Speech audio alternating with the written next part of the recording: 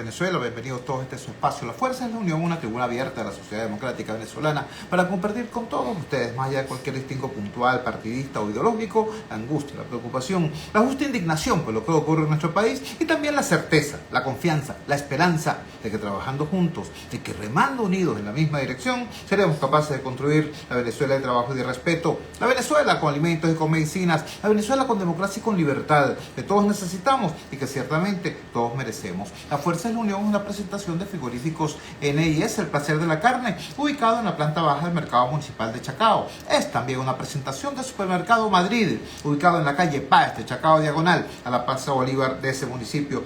Bueno, queridos amigos, hay una impresionante cantidad de informaciones de todo orden agolpadas en la tarde-noche de este jueves 17 de mayo del 2023, desde las informaciones dramáticas vinculadas con la cantidad de excesos en el uso de la fuerza pública para reprimir las protestas en Bolivia, como también lo que ocurrió hoy a primera hora en Ecuador. El presidente Lasso de Ecuador literalmente disolvió el Congreso y convocó elecciones adelantadas, un dispositivo constitucional que allá llaman muerte cruzada.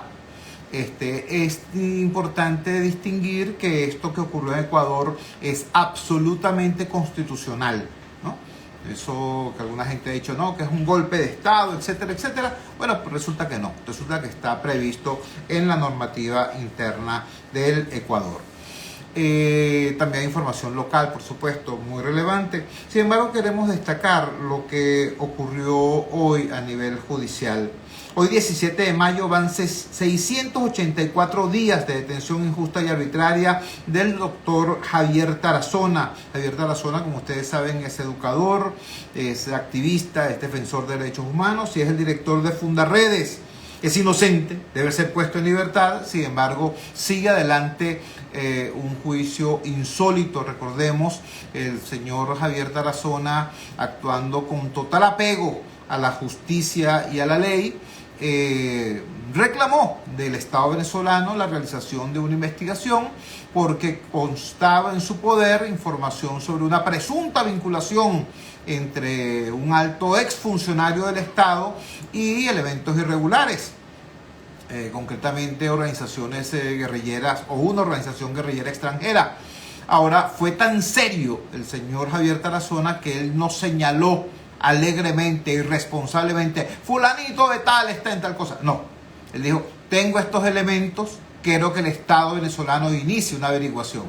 Bueno, el Estado venezolano, en vez de iniciar la averiguación, lo puso preso a él y además a dos personas más de Fundarredes, entre ellos José Rafael Tarazona, hermano de Javier Tarazona. Hoy hubo una audiencia a la continuación de este peculiar juicio y tenemos en línea al doctor Miguel Forero. El doctor Miguel Forero forma parte del equipo jurídico que asiste a la gente de Fundarredes frente a esta compleja situación. Doctor Forero, gracias por atender nuestra llamada desde el Gigante Rumbos. Muy buenas noches. ¿Podría por favor actualizar a nuestra audiencia sobre el estado actual del proceso? ¿Qué es lo que está ocurriendo allí desde el punto de vista procesal? Yo sé que esto a veces, como nos han dicho diversos abogados, el doctor Joel García, por ejemplo, nos dice, bueno, pero es que todo esto no tiene que ver con la ortodoxia del derecho. Pero, digamos, para estar enterados de lo que está pasando, ¿podría usted informarnos, sabiendo pues las limitaciones que pudiera tener desde el punto de vista profesional? Le escuchamos. Sí, muy buenas noches a toda la escucha, a los radioyentes. En primer lugar, agradecer la oportunidad también para hablar un poco de Javier. Javier, cumple efectivamente hoy 684 días privado de libertad, en donde durante este juicio, que es la segunda vez que se realiza, la primera oportunidad pues se interrumpió por una situación propia y humana del juez, porque tuvo una situación médica y se pudo retomar, y hasta ahora, bueno, hemos llevado a cabo este juicio ya por más de 5 meses de manera continua. Pues básicamente yo lo que les puedo decir en este momento de manera muy responsable es que en la actualidad hemos recorrido por todos los elementos por los cuales el Ministerio Público fundamenta su señalamiento en contra de él. Recordemos que a él lo acusaron por básicamente 3 delitos: delito de traición a la patria, el delito de terrorismo y el delito de instigación al orden. En ese sentido, pues, para hacer un señalamiento de esta naturaleza, pues, tiene que haber un fundamento que permita llegar a un juicio oral y público. Ese análisis en su momento lo hizo un tribunal de control que está encargado de hacer ese análisis, y que, bueno, muy a pesar de los señalamientos que hicimos en su oportunidad, pues siguió hasta esta parte del proceso penal. Entonces, quería hacer una aclaratoria. No es solo José Javier Tarazona, tenemos a su hermano, que bien lo dijiste, José Rafael Tarazona, tenemos a Omar de Dios García, pero también tenemos a Larry Arcesio y a Osorio. Tenemos un sargento que estuvo destacado en un hospital militar hacia la zona de la frontera, y qué bueno que fue relacionado con este caso. No sé, quisieras que ampliáramos en la entrevista. Sí, pero en primer lugar quisiéramos, Miguel, agradeciéndote una vez más. Estamos hablando con el doctor Miguel Forero, que integra parte del equipo jurídico que defiende a Javier Tarazona y a las demás personas de Fundarredes que están siendo encausadas judicialmente. Háblanos un poco del estado de Javier. Sabemos de su firmeza principista, sabemos de su fortaleza moral, pero nos preocupa mucho que aparentemente su estado físico está resintiendo las condiciones del cautiverio. ¿Qué nos puedes decir? Sí, bueno, básicamente hemos solicitado desde este tiempo la atención médica a todo en general. Y fíjate que pasa algo curioso. Por ejemplo, con el caso de Larry, voy a comentar para que tengan una idea de lo que está pasando. Larry Arcesio Chía sufría con cuatro muelas. Se le pidió reiteradamente al tribunal que ordenara al SEBIN su atención inmediata, por cuanto, imagínense, un privado de libertad con dolor de muela, y que no lo atienden.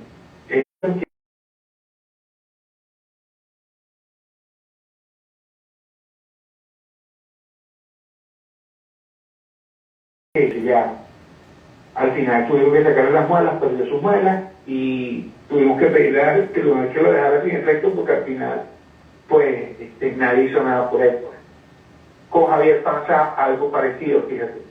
Hemos solicitado el acompañamiento con la Cruz Roja y junto con algún médico privado de la familia, poder verificar las patologías que él tiene, la situación de él con respecto a cómo está siendo tratado su situación. Los medicamentos que él estaba suministrando les ha sido más que nada por digamos, será consultado médico y más o menos para saber cómo orientarlo desde el punto de vista médico. Pero asistencia médica está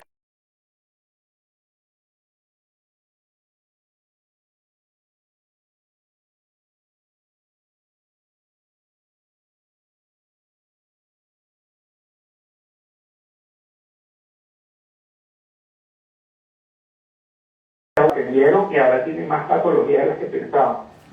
Entonces, pero no, hasta ahora no ha llegado un informe, no hemos podido obtener absolutamente nada de su situación médica, simplemente son especulaciones o comentarios que sabemos anterior a su situación, pues ya venía presentando algunas cosas, pero ahora se están grabando.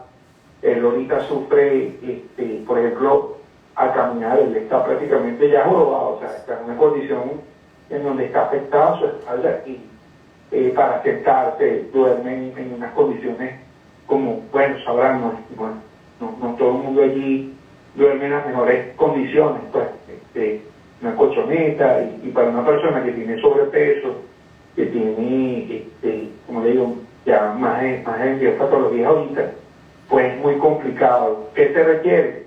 Se requiere una atención seria, exámenes especializados, pero también una dieta, se requiere, como todo paciente, un espacio acorde, se requiere por lo menos ver el sol, poder tener ciertas cosas que ellos no tienen. Y esta es una situación donde el Estado venezolano tiene que responder. Nosotros hemos hecho el señalamiento al tribunal y bueno, hemos esperado una respuesta oportuna. Yo creo que la autoridad se ejerce, si no se pierde. Nosotros esperamos que el sistema funcione y se ejerza realmente la potestad jurisdiccional que está en manos de este juez en este momento. Pues. Así como muchos privados, en una situación que pasa con mucha gente, con muchos detenidos.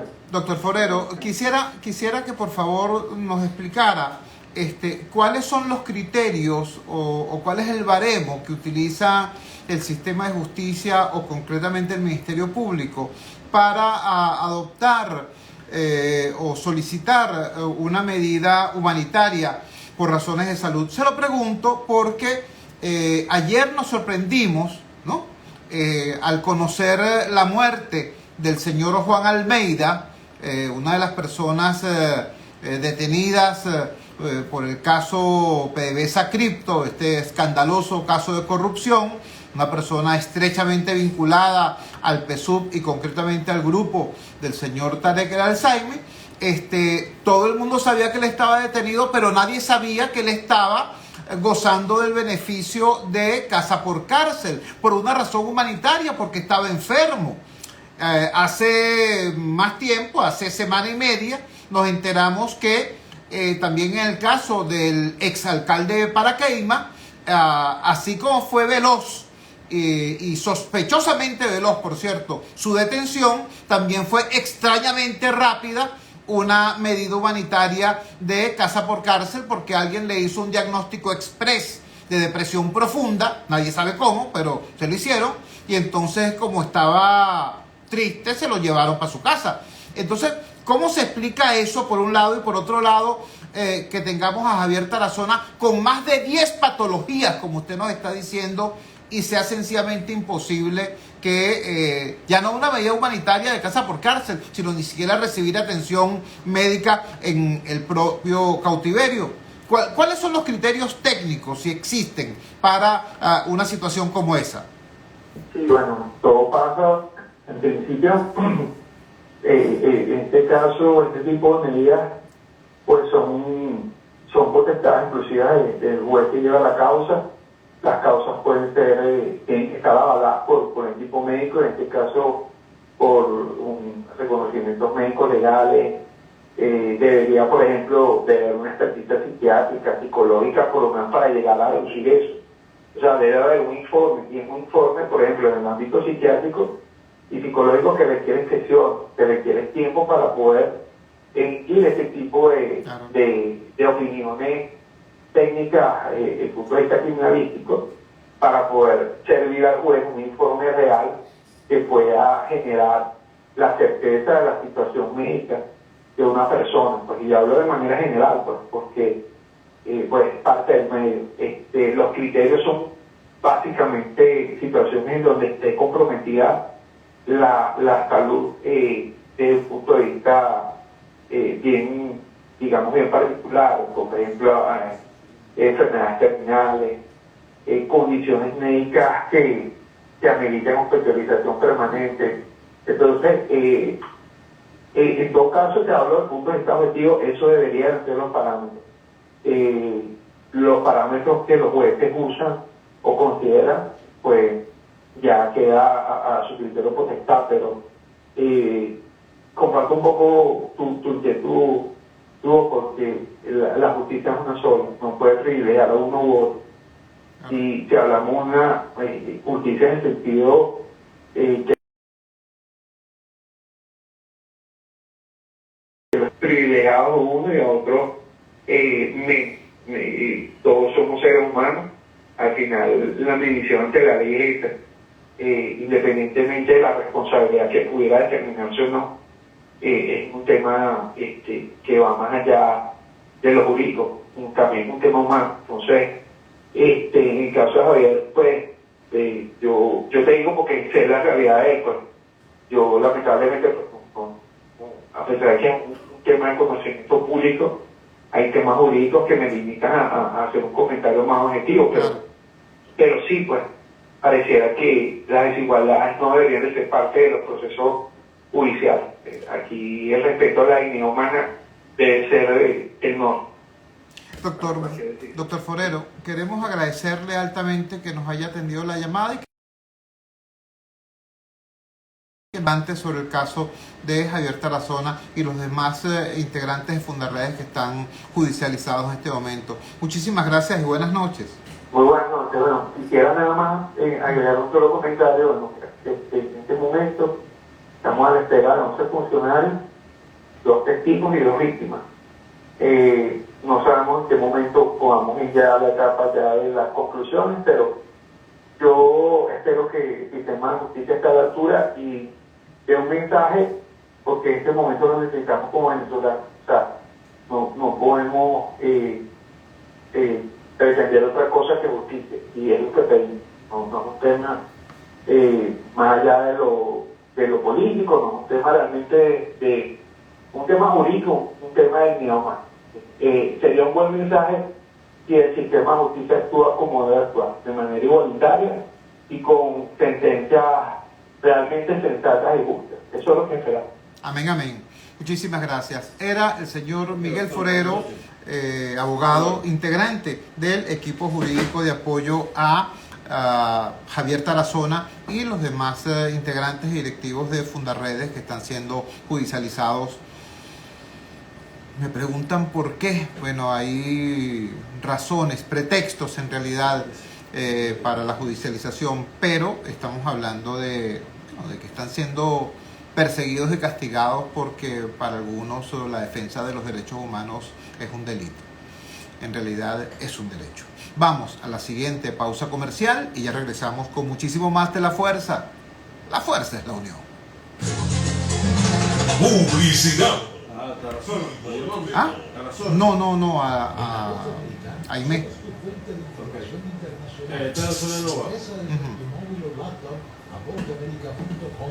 infórmate de lo que ocurre en Estados Unidos. Si es que En redes sociales te informamos cada instante. Búscanos como Voz de América, fuente confiable de noticias. Voz de América, Washington. Vozdeamerica.com.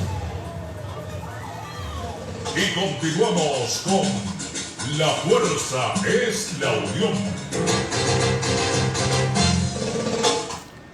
regresamos a La Fuerza es la Unión con un tema que a nosotros, como ustedes les conta, nos preocupa grandemente, que es el tema de la violencia contra la mujer. Insisto en nuestro planteamiento, no se trata de solidaridad generosa, casi que caritativa hacia la mujer, no se trata de eso, se trata de solidaridad con nosotros mismos como sociedad y como país.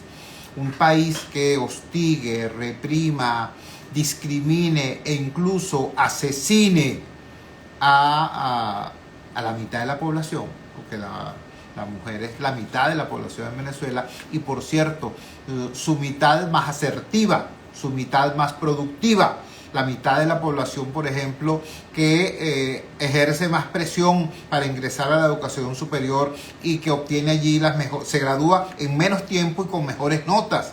La mitad de la población que se incorpora con mayor fuerza al mercado laboral y que rinde igual que sus colegas masculinos, a pesar de que generalmente tiene un ingreso aproximadamente un 23% inferior al de sus colegas masculinos. Entonces, repito, agredir a esa mitad de la población es, desde el punto de vista societal, un suicidio. Hay una organización no gubernamental feminista llamada Utopix. Utopix hace un seguimiento estrecho, cercano al tema del femicidio, y acaban de publicar sus estadísticas correspondientes al mes de abril. Comparto con ustedes de inmediato la reseña que de esta data nos dan los colegas de Efecto Cocuyo. Permítanme un segundo mientras en efecto logramos que abra la nota del caso. Tenemos acá, correcto, el titular es el siguiente: 16 mujeres fueron víctimas de femicidio en Venezuela durante el mes de abril, afirma Utopix. Estamos hablando de aproximadamente entonces un feminicidio cada 48 horas. Vamos al texto, dice así: un total de 16 mujeres fueron víctimas de feminicidio en Venezuela durante el mes de abril, según denunció la ONG Utopix en su balance mensual sobre violencia contra la mujer en el país.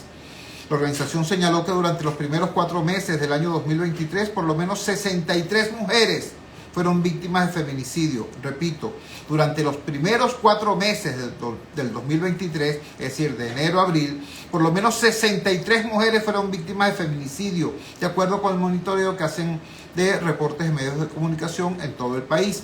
Seguimos alertando y viendo con preocupación que desde el Estado no existe ninguna propuesta concreta para enfrentar esta problemática que afecta de manera estructural al país, siendo imprescindible el desarrollo de un plan de emergencia feminista para la prevención, atención y mitigación de la violencia de género contra las mujeres, niñas y adolescentes, explicaron en el informe publicado la tarde de este miércoles 17 de mayo, o sea, hoy.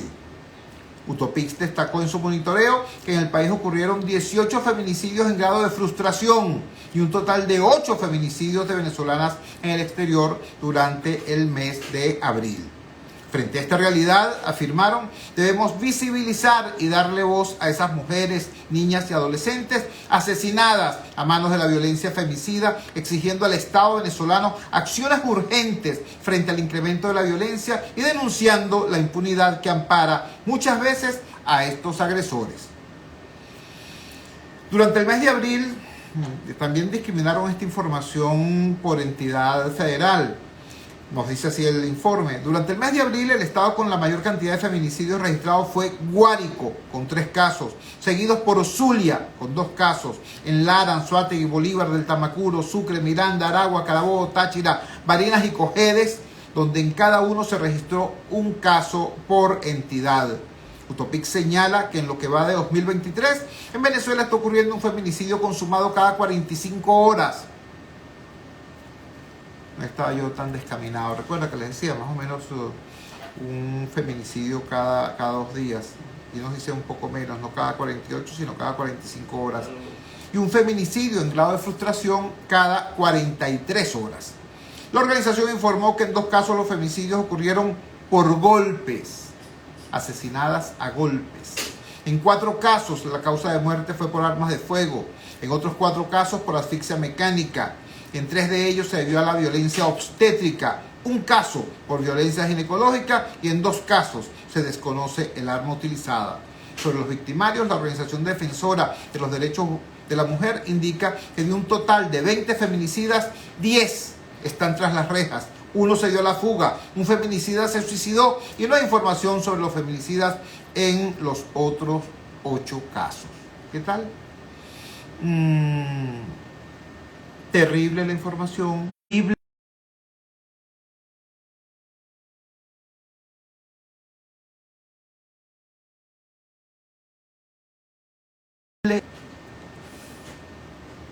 La pasmosa tranquilidad con la que el país recibe información de esta naturaleza. Debo recordarles además que si estamos ubicando esta información a través de esta ONG llamado Utopix, es porque desgraciadamente no existe información oficial al respecto. Yo quisiera de verdad, como comunicador, como ciudadano, estarle dando el reporte mensual que publique la Fiscalía o la Defensoría del Pueblo o el Ministerio de la Mujer, pero no, o el INE, el Instituto Nacional de Estadística, pero no. Tenemos que recurrir a una instancia extraoficial para poder tener alguna información en la mano. Como no todo es oscuro en el panorama, debo decirles sí que hay un proceso interesante que se está dando dentro del conjunto de organizaciones vinculadas a este tema de los derechos de la mujer. Es que se está superando la polarización y esto es importante. Utopix, por ejemplo, es una organización feminista que en muchos aspectos, digamos, tienen vínculos de naturaleza principista, conceptual, ideológico, con la izquierda en general y con el PSUV o con el chavismo en particular. Eso no obsta para que ellas hagan este trabajo riguroso de seguimiento y para que denuncien, como están denunciando, la ausencia de políticas del Estado en un tema tan sensible, tan grave, tan doloroso como este. Se está produciendo este conjunto de, digamos, coincidencias entre organizaciones feministas chavistas, organizaciones feministas opositoras, organizaciones feministas independientes, todas claras en que es mucho más importante que las talanqueras ideológicas la lucha por los derechos humanos y por el derecho de la mujer a una vida libre de violencia. Cuando son las 8:30 minutos de la noche capitalina, vamos a la siguiente pausa comercial. Vamos también a identificar la valiente señal del gigante Rumbos y ya regresamos con muchísimo más de La Fuerza. La fuerza es la unión.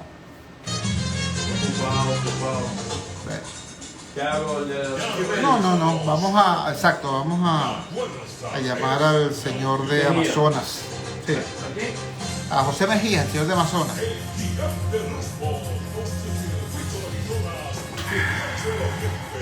Occidente, los llanos y todo el territorio nacional.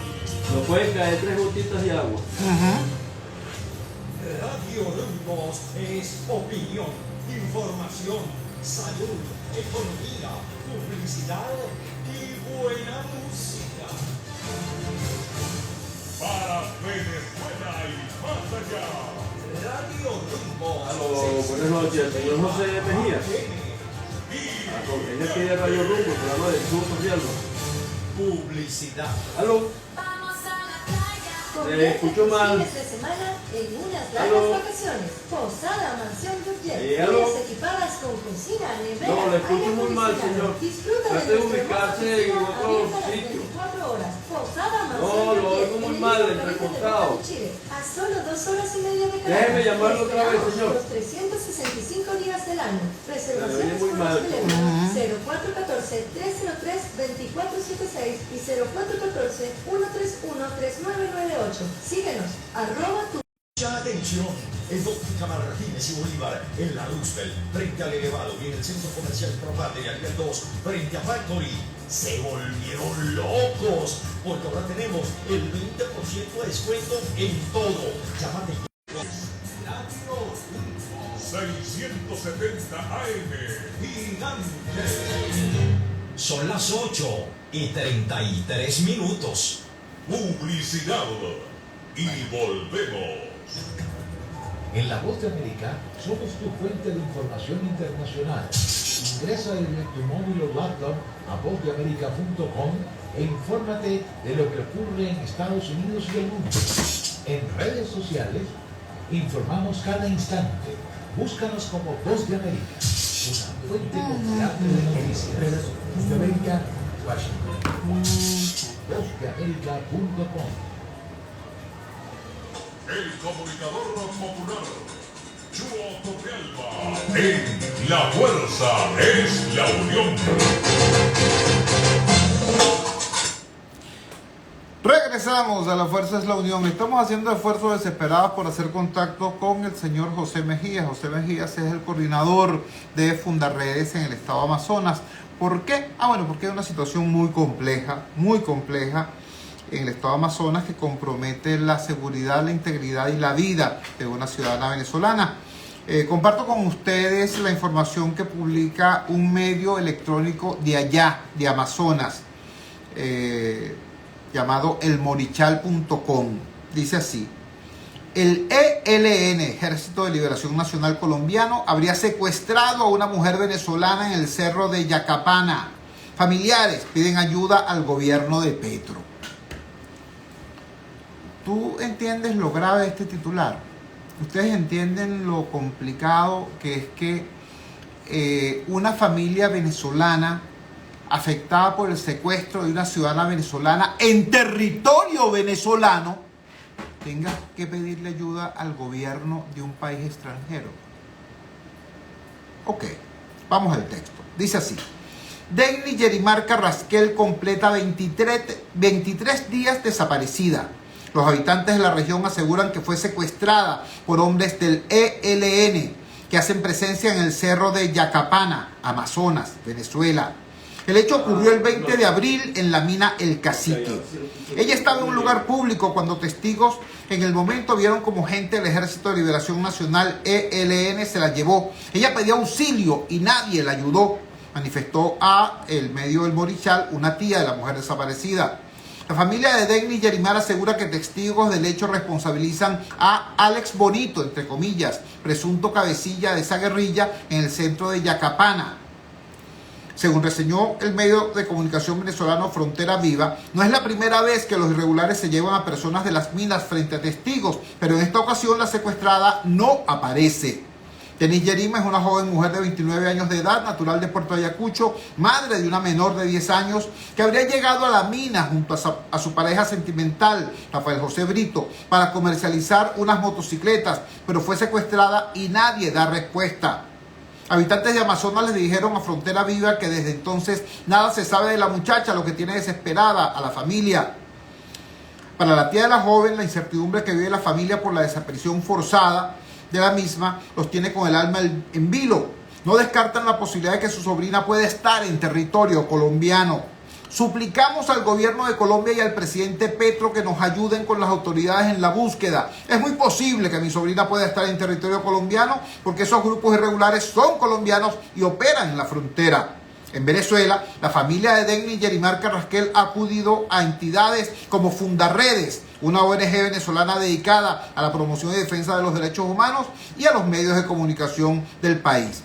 Hablando de Fundarredes, tenemos por fin en línea a José Mejías. José Mejías es precisamente el director de Fundarredes en el estado Amazonas, es decir, la persona a la que acudió esta familia en busca de auxilio. José, gracias por atender nuestra llamada desde el Gigante Rumbos. Por favor, actualiza la información para nuestra audiencia. ¿Cuál es el estado de la situación de Denny Yerimar Carrasquel? Y sobre todo, danos el contexto, porque como tú sabes, para los habitantes del centro del país es difícil imaginar esto, como una ciudadana venezolana es secuestrada en territorio venezolano y su familia venezolana de repente tiene que acudir al gobierno de Colombia para pedir auxilio. También aclararnos lo siguiente: hasta donde yo sabía, en el Cerro Yacapana precisamente había un operativo de la Fuerza Armada Nacional Bolivariana, pero un operativo inmenso, con miles de efectivos. Entonces, ¿cómo es posible que en el marco de una situación como esa, de un operativo como ese, grupos irregulares sigan actuando por la libre, incluso secuestrando a nuestros connacionales? Te escuchamos, José. Bueno, sí, buenas noches, chicos. Saludos a tu audiencia. Bueno, para aprovechar el tiempo, fíjate, esta zona es la zona como más emblemática en el municipio de Atabapo, que se evidencia más como y tiene más repercusión con lo que tiene que ver el contexto de la explotación minera, sobre todo en el estado Amazonas. Pues es la parroquia Yapacana del municipio Atabapo del estado Amazonas. Este es un parque nacional y hay una serie de medidas legales que lo protegen como tal, pero desde hace como 30, 40 años empezó a hacer una actividad comercial de explotación minera que se ha ido intensificando a medida que avanza o se profundiza la crisis económica y social que vive el país. Entonces, bueno, ahí se habla de que hay aproximadamente 20.000 personas pues haciendo la actividad de explotación minera, no solamente de Amazonas, sino de Colombia, de Brasil y mucha gente del centro del país que se han arriesgado pues a llegar hasta esta zona para buscar la manera de subsistencia por el punto de vista económico. Lo cierto del caso es que suceden hechos como lo de esta muchacha que tú bien estás reseñando, Jeymar Carrasquel González, 29 años. Ella o sea, vida activa aquí en Puerto Ayacucho, inclusive trabajó en el Consejo Legislativo como 1 año, 2 años, y bueno, y por la misma situación económica se traslada a esa zona. Hay una serie de situaciones, porque hay como 40 minas ahí alrededor de ese parque nacional. Entonces no había forma ni manera que eso se le dé como un freno, pues más bien eso se ha ido intensificando como se dice. Desde el mes de diciembre hay un operativo fuerte allí, que anteriormente se llamó la Operación Roraima y ahora pasó a la Operación Aucana. Prácticamente todas las URRA, que llaman la Unidad de Respuesta Rápida del Ejército, específicamente, y de la Guardia Nacional y de la Armada, de distintas zonas del país, no solamente de Amazonas, sino de distintas zonas del país, se han trasladado allá rotan pues lo que es el operativo del mes de diciembre. Lo paradójico, Chugo, es que a finales del mes de diciembre del año pasado, el 28 de diciembre, de la misma manera como se llevaron a esta muchacha, se llevaron al líder indígena Wilberto Camico Menares. Se lo llevaron públicamente de uno de los grupos que hace vida activa, o uno de los grupos irregulares que también hace vida activa allí, igual que que están nombrando. Y hasta la fecha no se sabe el paradero de este señor. Los familiares, nosotros asistimos también, fueron a todas las instancias y nunca hubo respuesta. En el caso de esta muchacha también, para actualizarse, ya han ido a la Fiscalía, a la Defensoría del Pueblo, a la SODI, CICCC, bueno, qué instancias no han actuado, inclusive con la gente de la Provea y la ONU, recientemente hace un día, pudieran establecer contacto con los representantes del alto comisionado de la ONU aquí en Venezuela. Entonces, hasta ahora no ha habido respuesta por ningún lado. Este es un caso que ha tomado mucha repercusión porque la familia se ha movido, pues. Pero el caso de Wilberto también, pero no tuvo tanta repercusión, y eso que era indígena de la zona, pero no tuvo como tanto auge. Pero estas son cosas que muchas veces no saben. O sea, que se van a dar luz pública, pero muchas veces hay desapariciones que la gente, los familiares nunca reportan. Y bueno, y eso queda en el olvido. Lo otro es que tuvo desde el mes de diciembre, como te decía, el despliegue fuerte ya que allí en esa zona que se ha intensificado, de aproximadamente 5.000 efectivos según el comandante de la CEOPAN. Ustedes pueden entrar a la página del CEOPAN del general Hernández Lara, y ahí pueden ver efectivamente lo que él dice, que allá hay un despliegue de 5.000 efectivos en esa zona contra la minería. Pero lo paradójico también es que ocurren estos hechos mientras este despliegue de seguridad allí, y además eso qué significa, que siguen haciendo actividad de explotación minera allí, porque salvo el tira y encoge que hay en estos momentos entre los puntos de control indígena, ilegales, por cierto, que están allí, que cobran peaje también para los comerciantes y toda esa gente que se traslada a hacer algún tipo de actividad para allá, llámese extranjero y también venezolano. Entonces, bueno, hay una situación allí que se mantiene como tensa. Tenemos la información de que hace 2 días hubo también un jaleo allí, resultó una persona herida entre los militares y estos señores, los puntos de control. Los militares alegan, o la información que tenemos es que ellos estaban intentando o mandaron a parar una máquina que estaba explotando oro, y inclusive si no lo hacían lo iban a explotar, pues, por decirlo de alguna manera más clara. Y los dueños de esa máquina no lo permitieron, pues entonces se generó una situación de violencia. Pero esto siempre ha sido como la constante, pero más aún en estos momentos, con toda esta situación que hay allí, o sea, hay una suspicacia total que se le crea a uno, porque bueno, parece que desplazar a esos grupos de ahí, pero para poner a quien ahora a controlar todo el negocio que gira alrededor de esa zona de explotación minera, porque, bueno, repito, hay como 40 minas allí, operando allí, con distintos nombres alrededor de ese cerro, inclusive en el Tepuy. Entonces es grave pues lo que está ocurriendo allí, y más aún la gota que derramó el vaso que ocurre, pues precisamente suceden estos hechos, pues de Gilberto en diciembre y ahora el de esta muchacha de Yelimar Carraquel González. José, te agradecemos enormemente, hermano, que nos hayas regalado estos minutos y que nos hayas puesto al tanto de lo que está ocurriendo allí y de lo que no está ocurriendo. ¿Qué está ocurriendo? Bueno, que grupos irregulares, a pesar de que hay un despliegue de 5.000 efectivos de nuestra Fuerza Armada, los grupos irregulares siguen haciendo de las suyas. ¿Qué es lo que no ocurre? Que no hay acceso a la justicia. Muchísimas gracias y buenas noches. Buenas noches, gracias.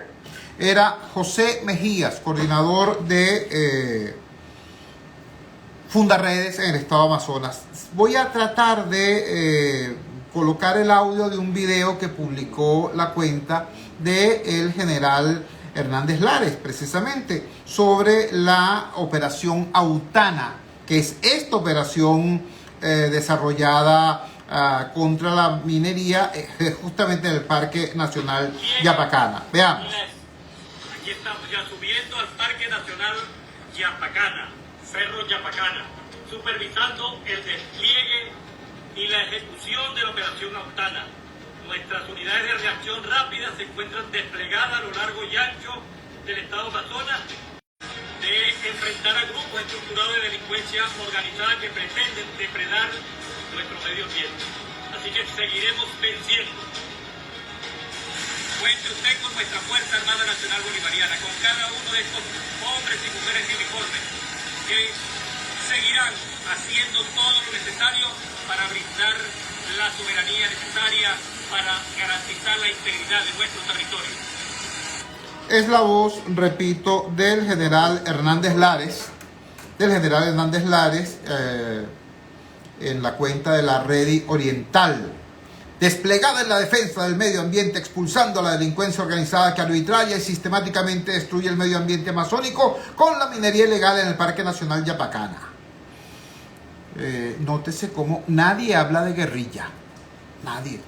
Utilizan unos sofismas, unos eufemismos para decir lo mismo, pero nadie habla de guerrilla. Los únicos que dicen el ELN me secuestró a la muchachita es la familia de esta joven. Realmente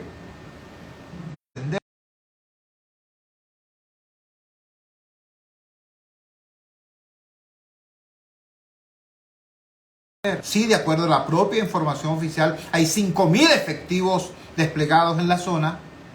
¿Cómo se explica que el ELN o cualquier otro grupo irregular esté actuando por la libre, dándose el lujo hasta de secuestrar a ciudadanos venezolanos?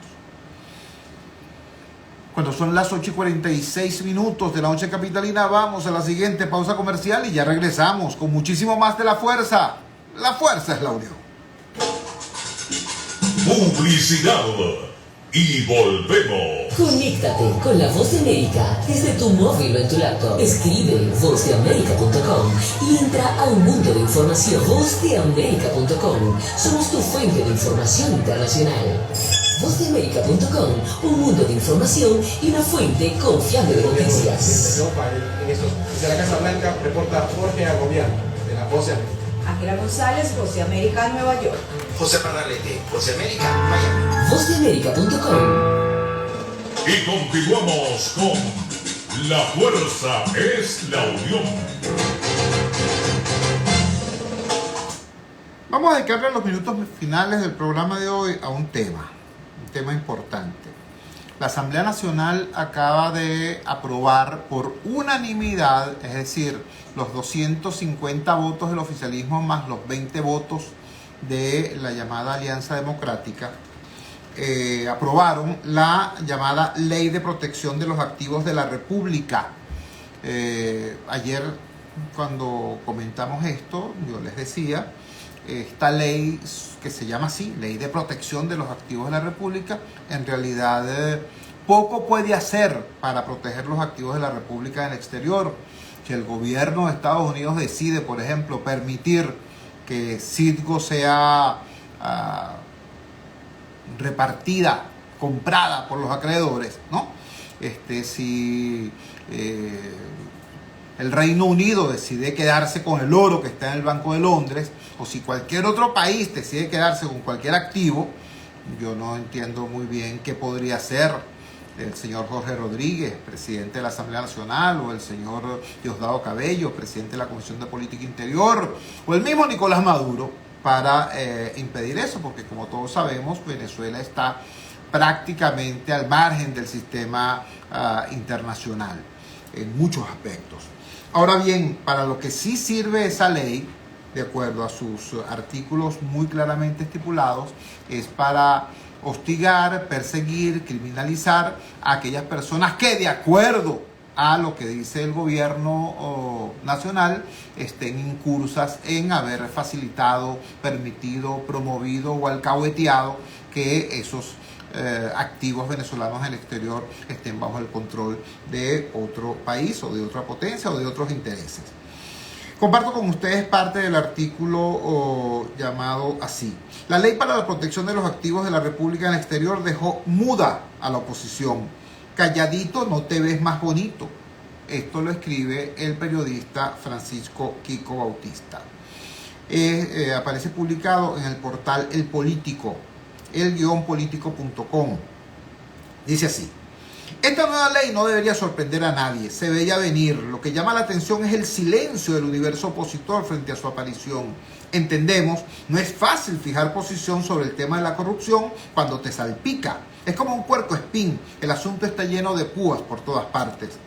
En Twitter apareció un texto que me llamó poderosamente la atención y que tiene que ver con la política. Es una reflexión que le hace el libertador Simón Bolívar al general Rafael Urdaneta en el año 1829.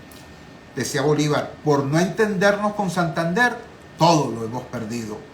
A un año de su muerte, enfermo y acorralado, Bolívar le escribe a Urdaneta para indicarle cómo debería ejecutarse la disolución de la Gran Colombia. Ya el hombre sabía que no había otros escenarios. En esa misma carta es que se produce esta frase que tanto conmueve, que igual sirve para definir la naturaleza humana del libertador. Ocurre en un momento doloroso. El sueño de Bolívar, su obra más trascendente, una nación libre y fuerte, la unidad latinoamericana, estaba llegando a su final al igual que su vida. Aún así, el padre de la patria reconoció su error. Después hay varios párrafos con esta digresión histórica, hasta que llegamos a un párrafo titulado La otra historia. En estos 24 años de confrontación se han presentado numerosas oportunidades para lograr un acuerdo entre el gobierno y la oposición y así resolver sus diferencias a punta de votos. Ni los noruegos, ni el Centro Carter o el mismísimo Vaticano pudieron ayudarnos a conseguir tan añorado objetivo. Si de establecer culpas se trata, se puede afirmar que ambos factores se turnaron en ponerle obstáculos a las negociaciones. Después del 11 de abril del 2002, la oposición... Y no ha habido manera ni forma de cambiar esa irreductible percepción hasta el día de hoy. En la relación también ha prevalecido la política como juego, como escenarios y estrategias para mantener o desplazar al otro del poder. Eso, a los que no lo han vivido, les cuesta.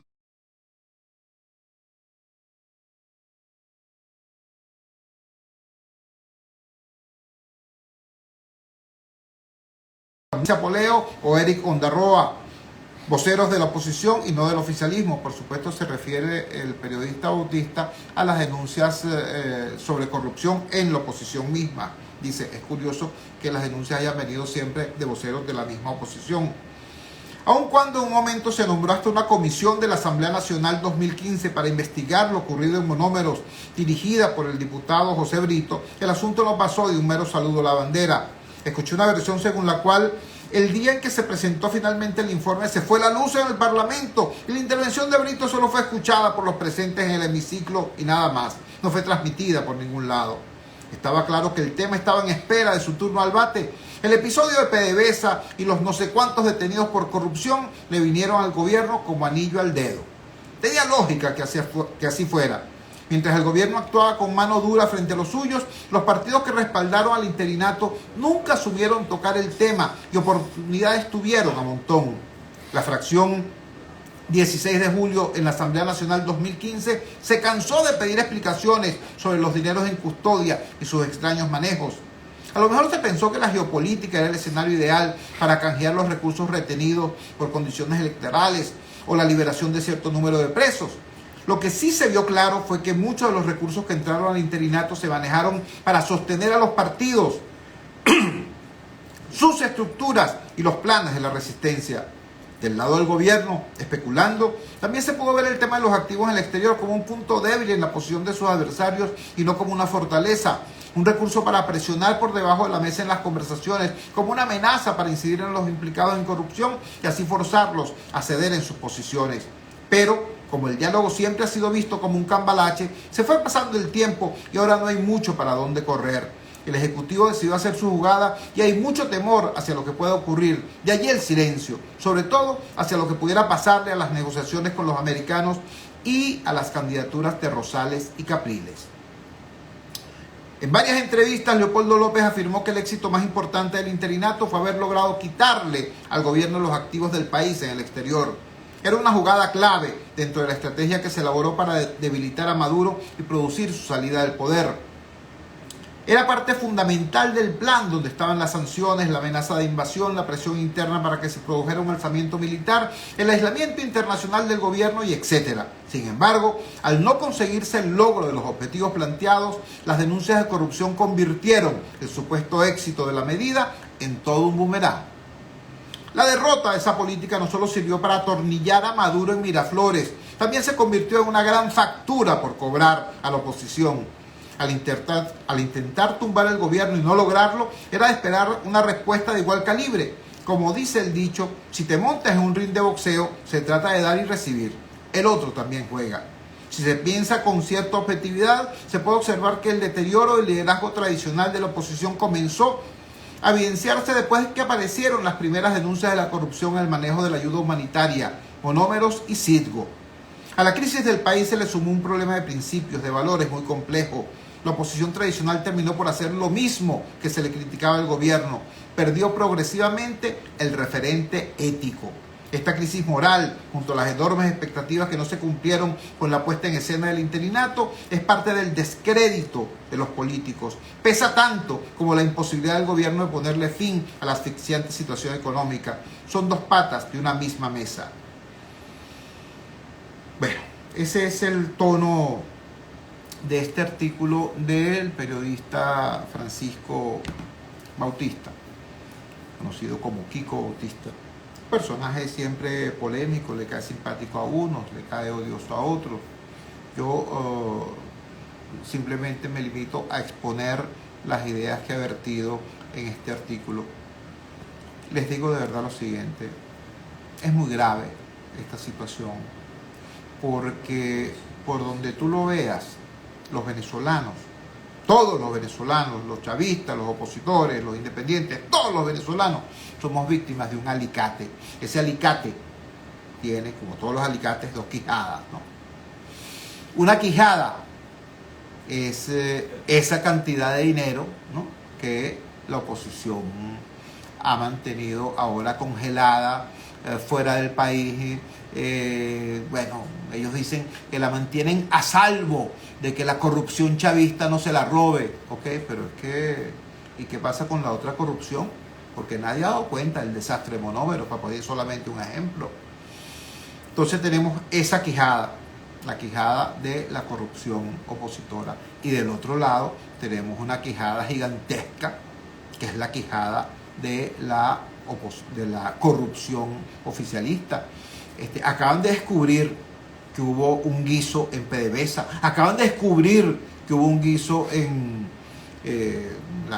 los criptoactivos, pero es que se la pasan descubriendo cosas cuando ya es demasiado tarde, cuando ya se han robado todo. Descubrieron que Rafael Ramírez era ladrón, después que todo el país estuvo diciendo, el tipo tiene una conducta irregular, el tipo está haciendo esto, el tipo está haciendo lo otro. La Asamblea Nacional, en ese tiempo controlada por la oposición, exigió la investigación. Y yo recuerdo al señor Cabello y recuerdo al señor Maduro diciendo, están calumniando a Rafael Ramírez, un revolucionario tan honorable. Pues chico, aquel realero, ¿tú me entiendes?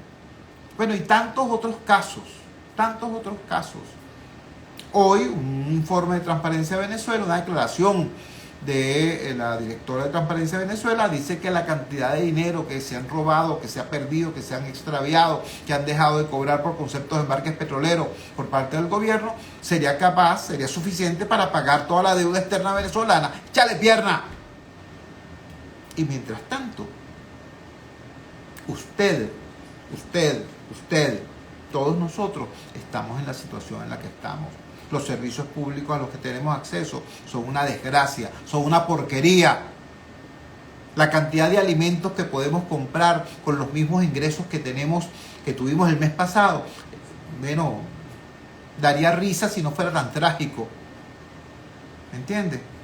Y repito, mientras eso está ocurriendo, estamos atenazados por ese alicate, ¿no?, que tiene de un lado la corrupción oficialista y del otro lado los malos manejos de cierta oposición. ¿Qué va a terminar pasando? Mira, yo no quisiera que aquí pasara aquella cosa que ocurrió una vez en Argentina, aquel grito de que se vayan todos.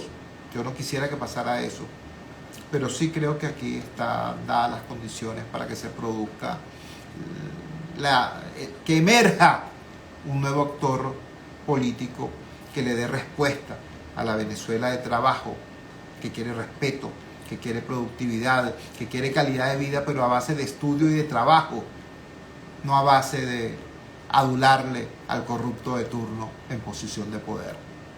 Ese es el punto. Cuando son las 9:01, nos despedimos. Trabajamos para ustedes en la presidencia del Gigante Rumbos, la doctora Elsa Siciliano. Al frente de los controles estuvo, como de costumbre, el mago Ángel Villalobos. Habló para ustedes de su amigo, comunicador popular, activista social, ciudadano en lucha por la democracia y por la libertad, Jesús Choto Realba. Ahora más que nunca, fuerza Venezuela, porque la fuerza es la unión. La Fuerza de la Unión fue una presentación de frigoríficos NIS, el placer de la carne, ubicado en la planta baja del Mercado Municipal de Chacao. Es también una presentación del Supermercado Madrid, ubicado en la calle Paz de Chacao diagonal a la Plaza Bolívar de ese municipio. Cuídense muchísimo. Nos encontramos mañana.